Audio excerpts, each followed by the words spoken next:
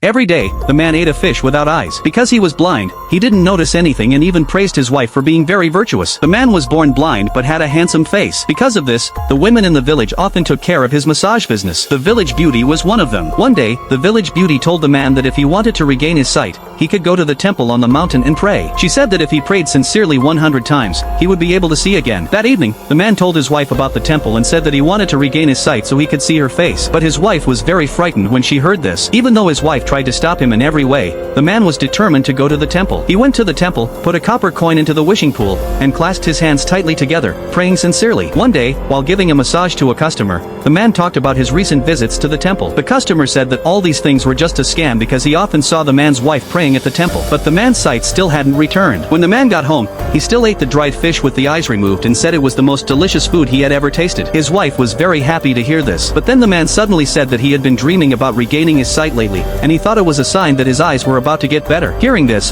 the wife's smile gradually became unnatural. The next day was the man's 100th day of praying. But even after he finished praying sincerely, his eyes still didn't get any better. Disappointed, he took the stone he had prepared for his wife and went home. As soon as he entered the door, the stone fell to the ground. The man bent down to pick it up. Suddenly, his vision began to brighten, and he slowly saw his hand and the stone clearly. The man couldn't believe it. He looked up and saw his wife's face. Excitedly, he hugged his wife and told her how happy he was to see again. After regaining his sight, the man changed a lot. Even plain white rice tasted more delicious to him than before. But when he picked up the small dried fish that he used to love, he was so repulsed by its eyeless appearance that he lost his appetite. What's more, the neighbor's old man often said that the man had just regained his sight and hadn't seen many beautiful women yet. He also said that the man's wife was the ugliest woman in town and didn't match him at all. Everyone thought that the village beauty and the man were truly a perfect match. The man began to examine his own appearance in the mirror. The next day, the man went to the temple to give thanks. As he was about to leave, he ran into the village beauty. Seeing that the man had regained his sight, she couldn't hide her joy and invited him to her house for a drink. After a few cups of warm wine,